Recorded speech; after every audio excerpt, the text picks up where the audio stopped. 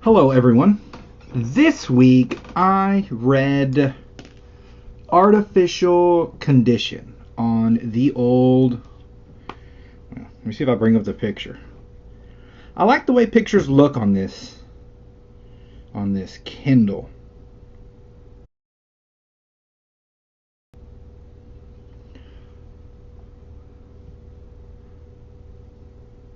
Artificial Condition, part of the MurderBot Diaries. Book 2. You're not going to need book 1. It carries you along very well. This is not a long book, but it is wonderfully written, and it's the writing. Sounds silly to say, but it's the writing that carries this one. Some stories, the story carries it, and the writing almost doesn't matter. Some are everything you want. This one is short, but very impactful and very well written. The reason you don't need to have read book 1, and the reason the length doesn't matter, is the first person perspective. Done fantastically here. I know in a lot of these books, I sort of rail on first person because they do it wrong. But this one is near about a case study on how to do it right. And it's not just, it serves multiple purposes. Because what you lose in first person is sometimes a lot of the descriptors. So, if you're used to your hometown in telling a story, you might forget that the Empire State Building is right there because you were born in New York and you've seen it every day. It's a non-factor to your story. Now, everyone else then wants to see it. It is part of the setting, but you lose that in first person if it's done right. So that if you're telling me, I saw the Empire State Building and it gleamed, you have to now explain why it is that the character who's been there their whole life is somehow noticing this now for some reason. And it leads you down weird tangents. This is a problem for some authors. Not a problem here. Not a problem here because what we have here is what they call a sec unit. This is sort of like a robot defense thing. Half human parts organic, maybe? Half robot parts, or maybe more than half robot parts. In any case, it's highly dangerous. He calls himself MurderBot. And the outside starts to not matter because it doesn't matter to him. You get every word you're getting is doubling down on that relationship building with this character. So the fact that he just wants to, I would rather not talk to anyone. I'd rather just sit down and watch my shows. That he's nervous around people. You get to watch internally and externally how walking through a corridor or essentially a space station, hacking every camera to his zone, to erase him out of it. Hacking or bargaining with different robots to help him onto a ship and off of a ship without any record being shown. This part's done easily for him. As easily as getting up to get a glass of water. But now, a person staring at him, interacting. Why is this person so close? All those are the new for him. Those are very difficult. And instead of just saying, oh, it's difficult, oh, I don't know how to act, we're living that awkwardness with him. It makes for a very fun book. It really does. And in a lot of weird ways, I feel like he's oddly relatable to maybe a generation or two of people now, where we have sort of an internet generation, people who communicate this way. I feel like even me in the 70s or in the 60s, this would have been more or less a book club, wherein I read these books and every Friday I go to a friend's house and we have fondue and we chit chat and I blab about the books I read. Instead, now it's this. I go to YouTube. I blab to you all, and you all listen. We have a lot of that, and it's, seeping out into the world. You have a lot of people who I think can relate to someone who doesn't hate people, but is extremely comfortable in solitude. That may not be antisocial or have, varying degrees of antisocialness that comes out in certain situations. Some people would be fine at a party and might not be fine running the party or having to give a speech, etc., etc. I can go into a Starbucks, but the moment the person's talking to me, I'm going to say something goofy. Like, how was your day? Oh, it was fine. Genghis Khan killed a bunch of people. And I'm like, why did I say it? These kind of unpracticed interactions that I feel like the lack of practice is what builds the anxiety more than the situation. He has a lot of that, and I feel like a lot of people nowadays can relate to this character. It's a very interesting choice. And the first person feeds this so well. Because if you don't have a lot of internal time with this person, it can get lost. It'd be more generic. It'd be more generic if I'm just watching, your classic robot who doesn't know how to act around people. It'd feel a lot more generic. As opposed to, a book can give you an internal monologue. It can give you these things that then shows you, you never question whether this guy's real or not, which happens a lot in other science fiction stories, which it's just, we jump past that and get right into this reality of how it would function. He is on sort of a mission situation. So he's free, newly freed, but at some point in his past, he was in... Where was I? Yes. In his past, he was involved in something called the... Where did I write it down? The Ganeka Pit Incident, wherein he came to and murdered a bunch of people. And it's... Again, he's not human. He's not a human. He doesn't feel bad that they died. He doesn't feel good that they died. He is at a stage where he's not there yet. So, he wants to know, did he hack his governor module, the thing that keeps him contained? Did he hack that, then go on the killing spree? Or did somebody make him go on a killing spree, and then he hacked his module and got his freedom? And it's one of these, what is it like, you did ancestry.com thing, and you're about to find out if are your parents actually your parents or you adopted. They're one of these, like, whatever happens, either my life's going to go this way or that. It's one of these moments for him that he's looking at. And he needs this sorted out before he can, accurately decide what he wants to do with the rest of his autonomy, his freedom. Makes sense. I mean, it's viable.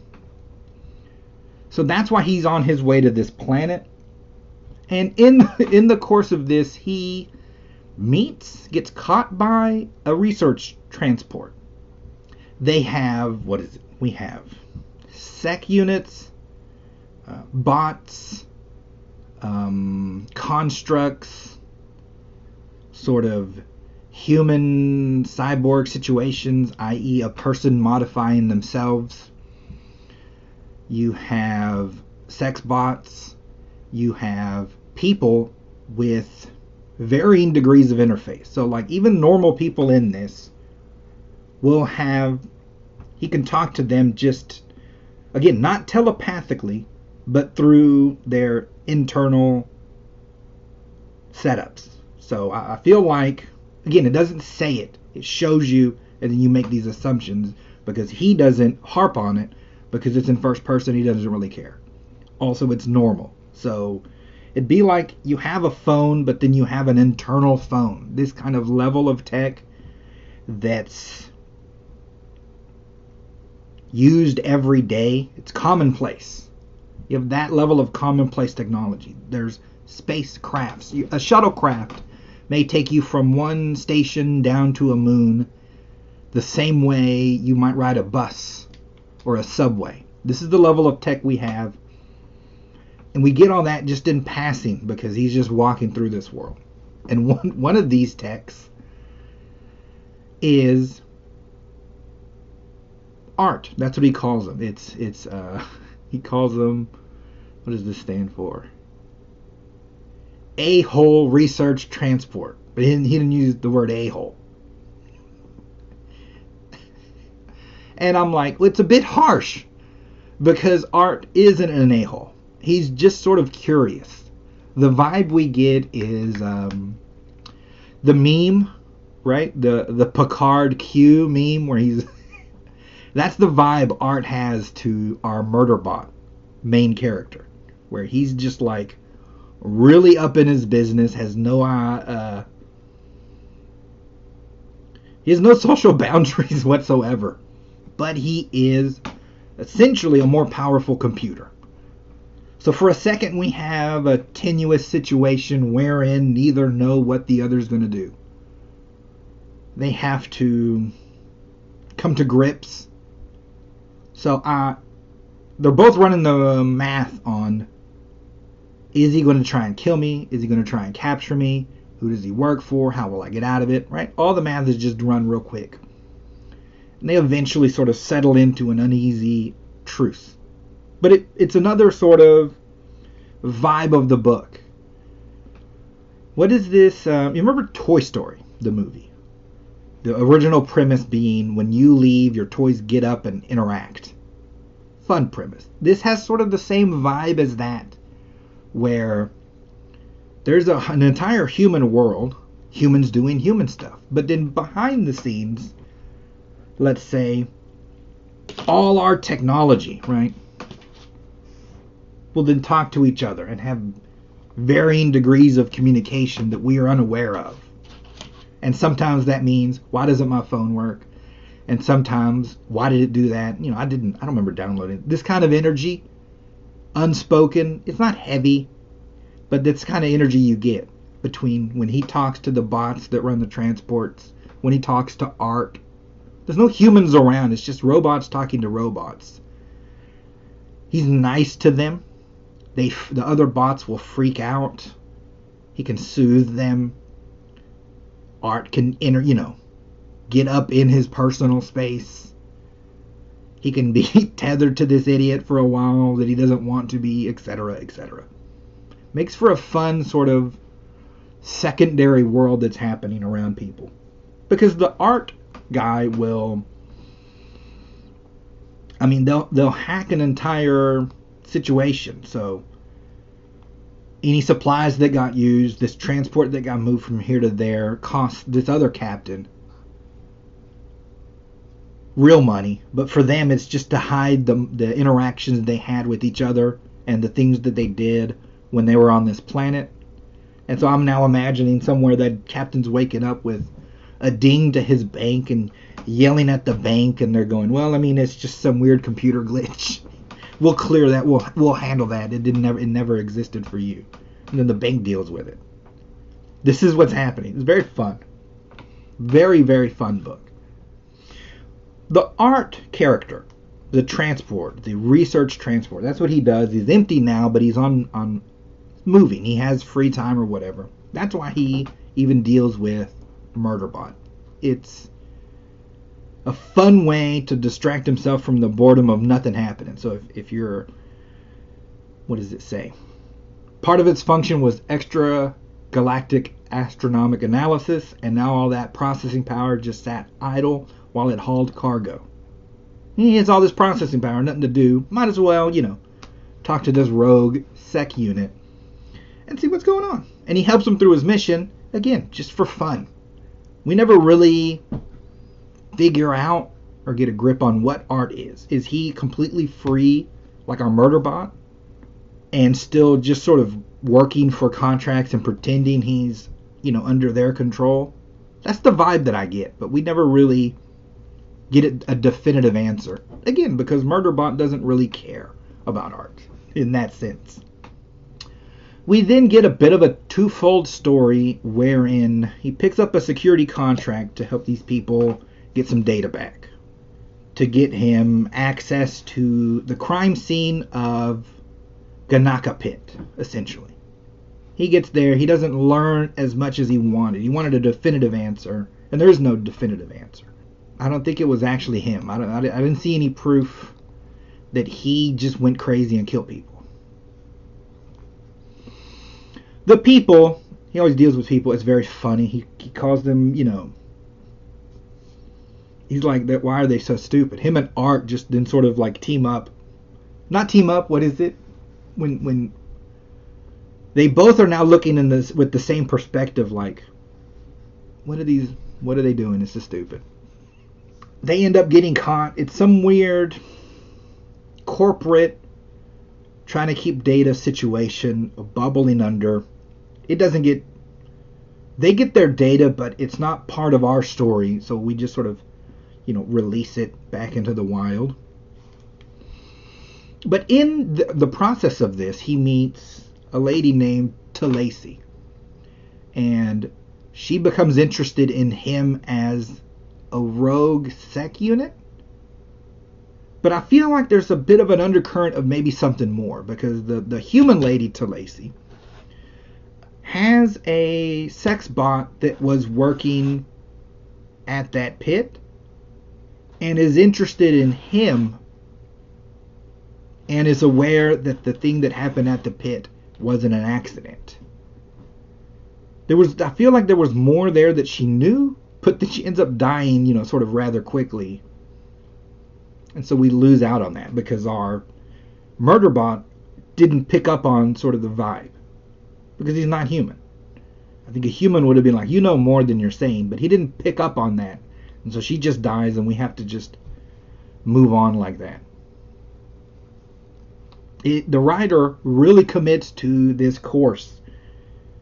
And as much as you want to know, if it's something our main character doesn't want to know, it's just not going to be included because it is from his perspective.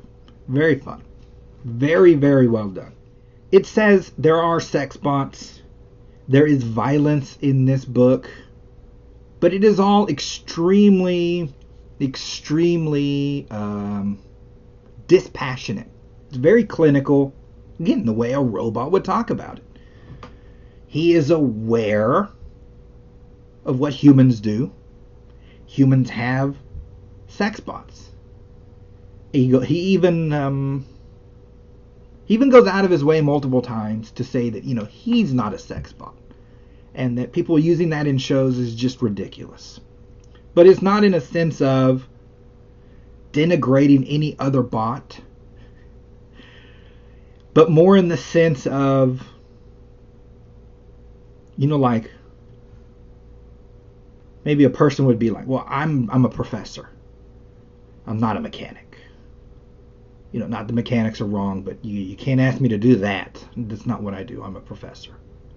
And it might be the mechanic would be the other way around as well. Like, no offense to the professor, but he shouldn't be doing this. This is my job. I don't need to be don't misidentify me as a professor. I don't want whatever that has to be done with that. I'm a mechanic. He gives it that kind of a vibe. It's matter of fact for him.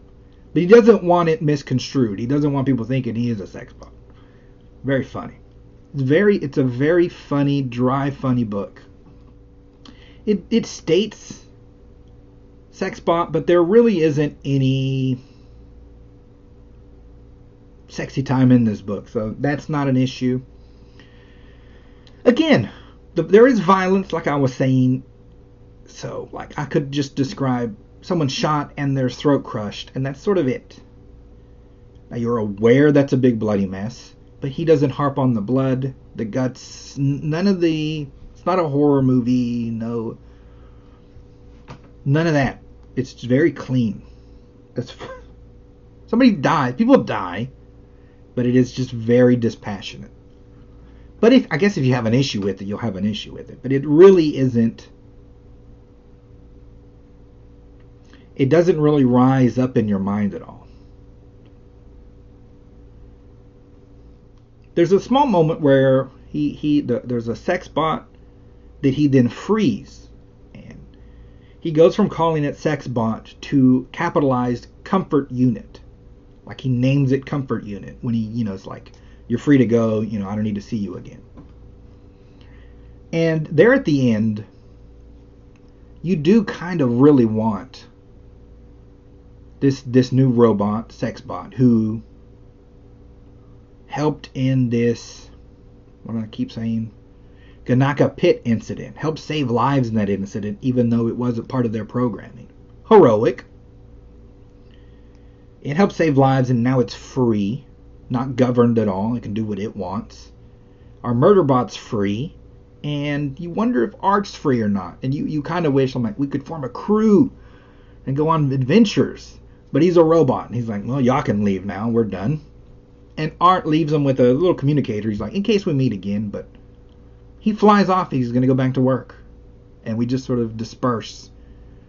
And our MurderBot leaves with more information that he had, but sort of not exactly the big revelation he wanted. And we move on.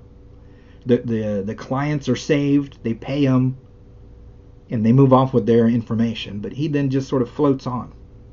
It's a very fun book. It is short, but like I said, it's dense.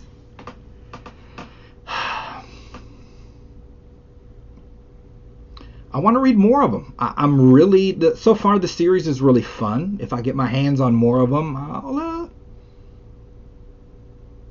I'll read them if I get my hands on them. So, let's see what happens. What else is going to happen for certain are your lovely ads. These are my books. I wrote them. You could give me money and then you can have them. At least a digital copy of it. You won't get the money back. I have it. Or you can get it on Kindle Unlimited and it turns into a sort of a book Spotify situation wherein you can read mine and other books. In case mine suck, then you won't be, out loads of money. Or you can like the channel, subscribe, or just sort of lurk. It's all good for us. I will talk to you all next week.